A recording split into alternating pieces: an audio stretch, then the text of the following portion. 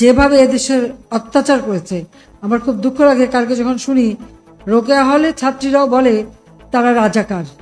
তারা কি জানে ৭১ সালে ২৫শে মার্চ কি ঘটেছিল সেখানে?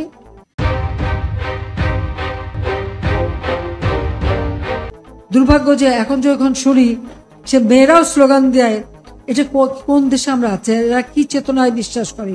কি শিক্ষা তারা নিল? ৩০০ মেয়েকে হত্যা করেছিল, ৪০ জন মেয়েকে রেপ করেছিল এবং এদের ধরে নিয়ে পাকিস্তানি ক্যাম্পে নিয়ে গিয়েছিল। সেই ক্যাম্পে কি অবস্থায় ছিল? অনেক মেয়ে শাড়ি বা ওড়না দিয়ে ফাঁসি দিয়েছিল বলে তাদের কাপড় পরতে দেওয়া হতো না, ওই একটা পেটিকোট পরিয়ে বসিয়ে রাখতো। দিনের পর দিন তাদের উপর পাশবিক অত্যাচার হতো। তখন যখন তাদেরকে উদ্ধার করা হয়, এমনকি একজন আমাদের মিত্র শক্তি ভারতীয় একজন শিখ সৈন্য তার মাথার পাগড়ি খুলে ওই উদ্ধারকৃত মেয়েকে তার গায়ে পেঁচিয়ে তাকে উদ্ধার করে নিয়ে আসে।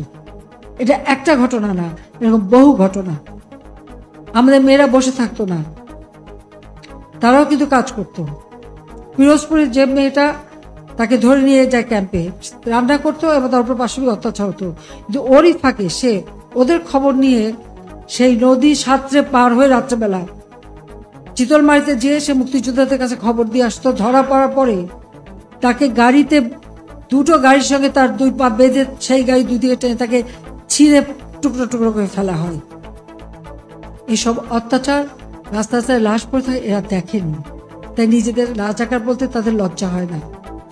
হ্যাঁ, আমাদের গেরিলা যুদ্ধ হয়েছে, এখানে কেউ শান্তির কমিটিতে, কেউ রাজার কমিটিতে ছিল, কিন্তু অনেকে মানুষের ক্ষতি করেনি। কিন্তু যে বাহিনীগুলি তারা তৈরি করেছিল, তাদের হাতে অস্ত্র দিয়েছিল এবং তাদেরকে দিয়ে মানুষের ক্ষতি করত, অত্যাচার করত এবং লুটপাট করত, গণহত্যা চালাতো।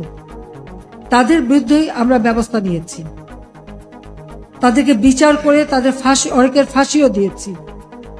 তাদের বিচার করে এই যারা তাদের দ্বারা নির্যাতিত তারা ন্যায় বিচার পেয়েছে।